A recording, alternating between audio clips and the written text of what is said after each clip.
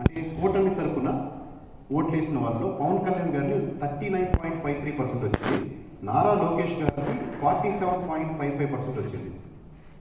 But వైఎస్ఆర్సీపీకి వచ్చేసరికి అంటే కూటమి తరపున లీడర్ ఎవరు ఉండాలని కోరుకుంటున్నారు అని వైఎస్ఆర్సీపీ వాళ్ళని అడిగితే వాళ్ళలో 33% నారా లోకేష్ గారికి వచ్చింది, 37% పవన్ కళ్యాణ్ గారికి వచ్చింది. ఇక్కడ జాగ్రత్తగా నోట్ చేసుకున్నానండి.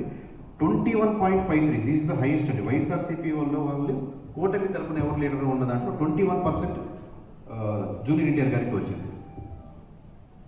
సో నేను ఎలా స్టార్ట్ చేసింది కాబట్టి 2-3 పాయింట్లు నేను మీకు ఇంక్లూడ్ చేస్తానండి. అంటే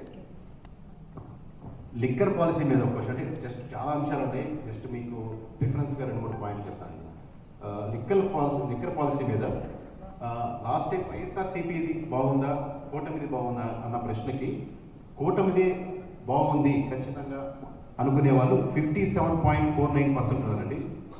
అదే వైఎస్ఆర్సీపీ నుంచి అపోజ్ చేసేవాళ్ళు 42.90, వైఎస్ఆర్సీపీ నుంచి స్ట్రాంగ్లీ అపోజ్ చేసేవాళ్ళు, సంవాట్ అపోజ్ చేసేవాళ్ళు. అంటే వైఎస్ఆర్సీపీ తరపు నుంచి వీళ్ళు 42.90 ఉన్నారు. ఇక్కడ లిక్కర్లో 2 రకాలు ఉన్నాయండి. లిక్కర్ పాలసీని సపోర్ట్ చేసే వాళ్ళు ఎక్కువ ఉన్నారు.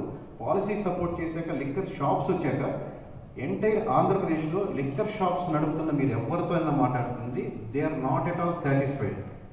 ఎంటైర్ లిక్కర్ షాప్స్ నడిపేవాళ్ళు, at the same time liquor shops ముందుగా నడుస్తున్న వాళ్ళు బెల్ షాప్స్గా ఊళ్ళో నడుస్తున్న, ఒక షాప్ నుంచి 3 షాప్